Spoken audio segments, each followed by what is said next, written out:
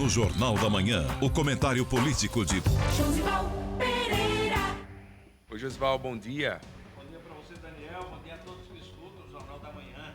A gente teve um estúdio novo aqui, enquanto estamos em obras. Mas vamos falar da política paraibana. Teve um fato... Tá frio, viu? Tá gelado. Vamos lá, Josival, a gente estava falando aqui no Jornal da Manhã, agora há pouco, sobre a participação de Silvio Santos na política. Ele tentou ali uma candidatura e tinha um paraibano como vice, Marcondes Gadelha. A gente trouxe esse episódio. Foi muito marcante no Brasil, né? Foi esse momento. Eu inclusive, já estava plenamente na ativa, fazendo perguntas, já era a inclinação a essa entrevista. Era a primeira eleição, já depois da ditadura. A primeira eleição, depois da ditadura militar. E eu estava bem na ativa politicamente naquele período, acompanhando, registrando, comentando, entrevistando. E foi interessante, porque tinha candidaturas interessantes, tinha candidaturas importantes, candidaturas históricas. Por exemplo, Ulisses Guimarães. Tinha candidatura da Orestes Quércia, que tinha vindo do MDB, um governador de São Paulo, que era muito aprovado. Tinha Aureliano Chaves, que tinha sido vice-presidente da República aqui. E aí o que é que tinha vice-presidente de Tancredo Neves, né? E aí tinha sido candidato também. Era muito, muito interessante. E aí apareceu uma candidatura, não tinha nenhuma grande liderança popular, porque nós vínhamos da ditadura, não tinha testado. E aí Marcondes Gadelha, um paraibano, articulou a candidatura de Silvio Santos. Articulou, fez movimento e tal. Escreveu um livro, tem um livro aí, Sonho Sequestrado, em que ele conta os bastidores. A resistência dos grandes partidos em filiar Silvio Santos, os partidos não quiseram. Ele teve que levar para um partido pequeno, que era o Partido Municipalista Brasileiro. E aí, o que é que aconteceu? Tinha tido dois movimentos em São Paulo para tentar fazer Silvio Santos ser candidato a prefeito antes, em dois movimentos. E Silvio não tinha se interessado. Ele próprio não tinha se interessado. Tem uma declaração que ele diz assim: se o partido me pedir dinheiro, eu não vou nem lá. Tá certo? Então, tinha umas declarações dele assim. E tinha uma história de Manuel de Nóbrega, o pai de Carlos Roberto de Nóbrega, que tinha sido sócio disso, que foi quem realmente abriu as portas para Silvio Santos entrar no negócio de televisão. E Carlos Alberto de Nóbrega tinha sido deputado, tinha tido essa ilusão. Artista, vou para ser deputado. Foi deputado de São Paulo, aí depois voltou e disse a Silvio Santos: nunca queira ser político, não, é decepcionante, não presta aqui no mundo. E Silvio Santos tinha isso. Mas em 89 ele quis ser candidato. Deu entrevista como candidato, se movimentou, enfim, parecia que era candidato. Aí, imagina você, na época, Eduardo Cunha, que depois virou presidente da Câmara, começando na política, aliado de Fernando Collor de Mello, que despontava também ali no começo, entrou com ação na justiça e cassaram o registro do PMN. Eu achei que Dilma tinha sido a primeira vítima de Eduardo Cunha. Foi Silvio Santos. Foi Silvio Santos. Foi Eduardo Cunha, ele entrou, e aí o que é que aconteceu? Cassaram o registro do PMB, porque o PMB precisava ter feito convenções regionais. A lei exigia 9 convenções regionais como partido, para configurar o partido. E aí o que é que aconteceu? Aconteceu que Silvio Santos acabou. E aí Marcondes escreveu o livro Sonho Sequestrado, né? Porque ele achava que realmente ia ter uma candidatura popular, um primeiro outside realmente fora da política. Para nós da comunicação é uma perda nesse outro aspecto, o principal dele, que é de comunicador e de empresário, né? Na verdade, sim. Eu acho que isso que a gente viu no fim de semana não é normal, não. Você vê praticamente as emissoras de televisão, você vê a Globo, a TV Globo dá um destaque fenomenal. Interromper uma programação no sábado e ficar o tempo todo ao vivo.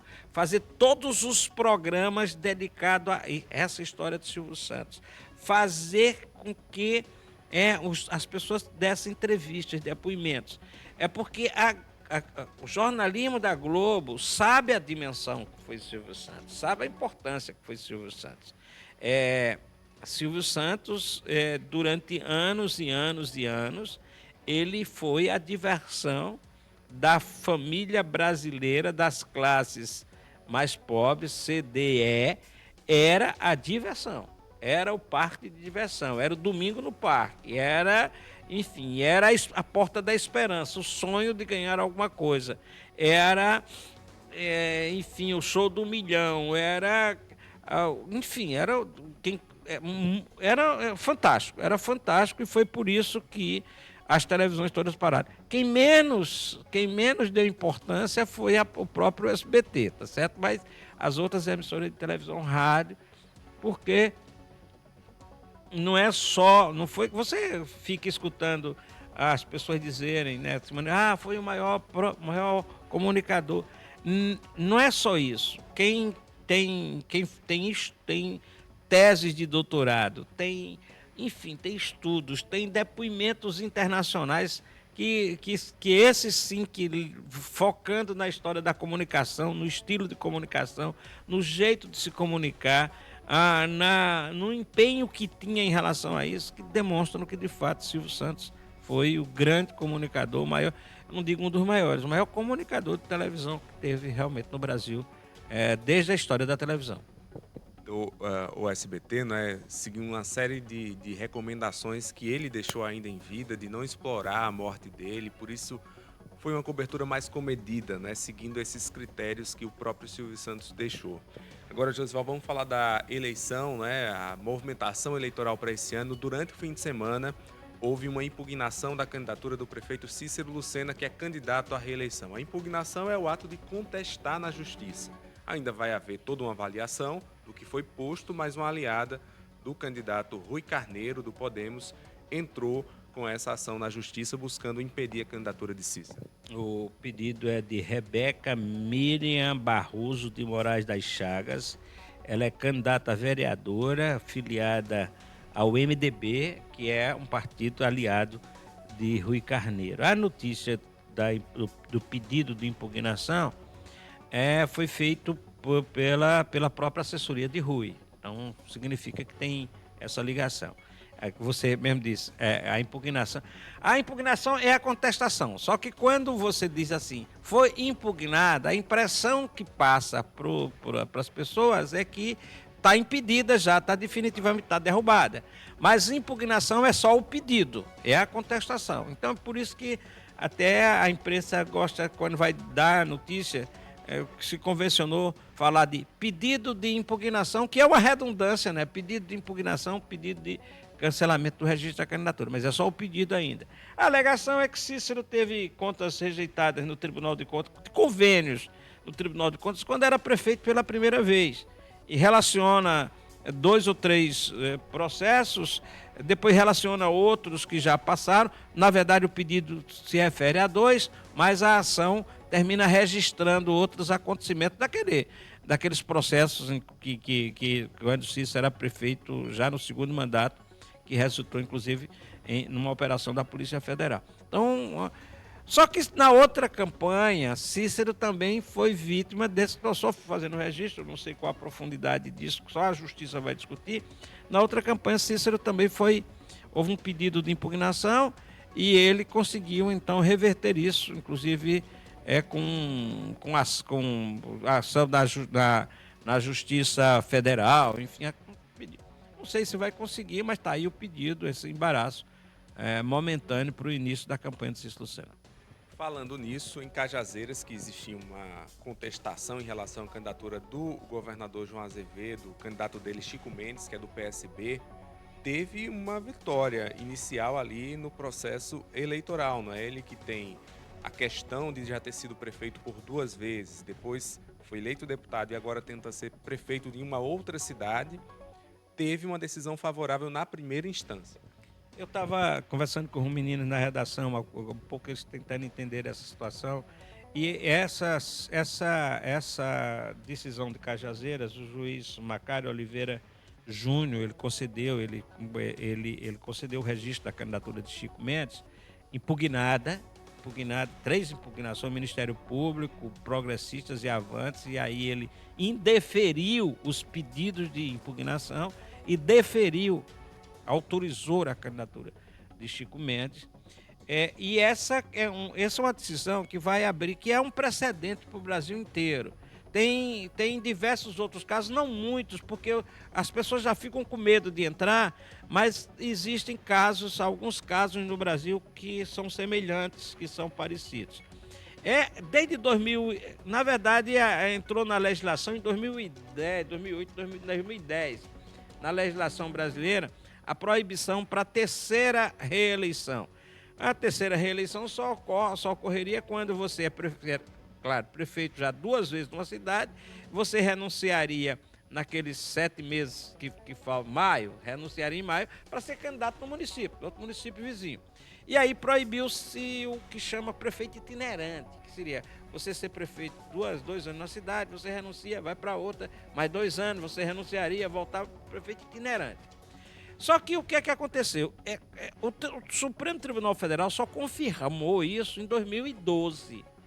2012, confirmou que era realmente proibido e era muito rigorosa, porque dizia que em lugar nenhum do Brasil, você fosse prefeito de Cochichola e depois você fosse para o Acre, mesmo assim você não poderia ser candidato, embora, claro, todo mundo sabe que uma cidade não ia interferir na outra de jeito nenhum.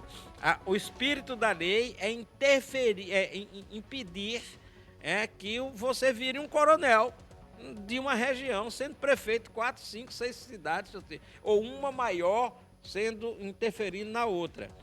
Só que essa situação vem andando. Em 2012 aconteceu, 2016, chegou no Supremo Tribunal, no Tribunal Superior Eleitoral, um caso de cônjuge, porque a legislação impede, que era a esposa de um prefeito de uma cidade que queria ser candidato na outra. E aí foi autorizada.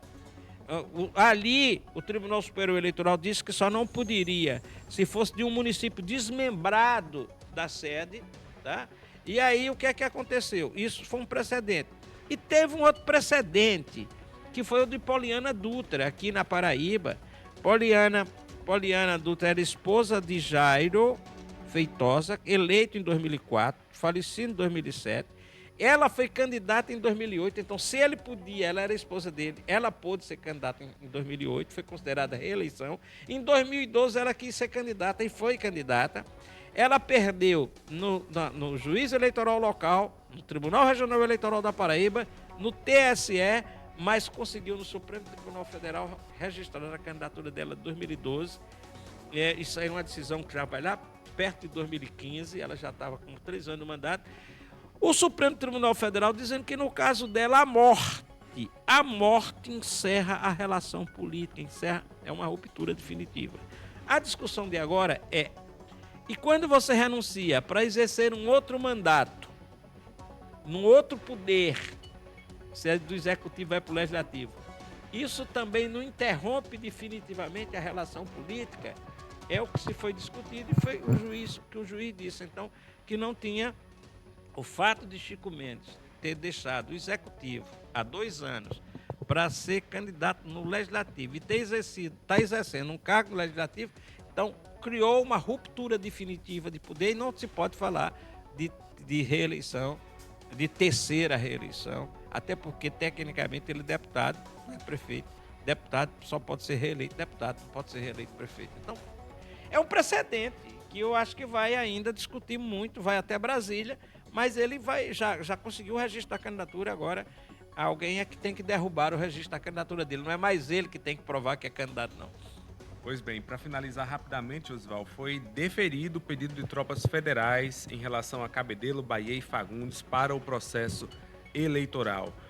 A questão principal colocada ali é essa disputa entre facções criminosas e o TRE deu causa ali a essa necessidade. Eu vi que tem 2 pedidos que são de facções criminosas, facções do tráfico organizado, e que tem um que é de facção política mesmo. Briga de facção política. Essa é interessante. De Fagundes, aqui. Né? Fagundes, que é Cabedelo e Bahia, é a história do tráfico de drogas, do tráfico né, das organizações criminosas, das facções criminosas, que é muito grave, muito grave, muito grave. Cabedeiro, sobretudo, muito grave. É preciso... Eu acho... Enfim, eu fico pensando, perguntando se vai ter solução mais fácil. É realmente difícil, acho que tem que ocupar a cidade. E a história é quando essas tropas federais vão chegar, vai ser só para o dia da eleição ou vai ser antes um pouquinho, tem que discutir isso. E o caso de Fagundes, a justificativa pedida pelo juiz eleitoral da zona eleitoral é Queimadas, com abrangência sobre Fagundes, por isso que a gente estava dizendo que era Queimadas, mas é Fagundes. O juiz alega acirramento dos grupos locais, dos grupos políticos locais, que é o que eu estou dizendo que é facção política, né? É facção política que fica brigando muito fortemente com relação a isso. Tipo de se engalfiar, de se ameaçar, o que também, claro, podia ser um reforço da polícia militar, mas toda eleição, não é estranho, sempre tem 4, 5, 6 municípios da Paraíba que tem reforço de tropas federais. A informação que tenho, ainda não confirmada, é que no tribunal já teria chegado cerca de 35 pedidos de reforço de tropas federais. Alguns juízes, acho que no primeiro momento ele manda para lá, quero que a eleição tranquila. Não precisa se confirmar isso, e a impressão que eu tenho é que, na verdade, o tribunal deve pedir aí para 4, 5 municípios, 6 municípios. Obrigado, Josival. Amanhã tem mais. Amanhã tem mais. Bom dia para você. Intervalo rápido, a gente volta já com as informações do esporte. Leonardo Abrantes vai trazer a classificação do 13. Foi no sufoco e hoje tem jogo do Botafogo. Até já.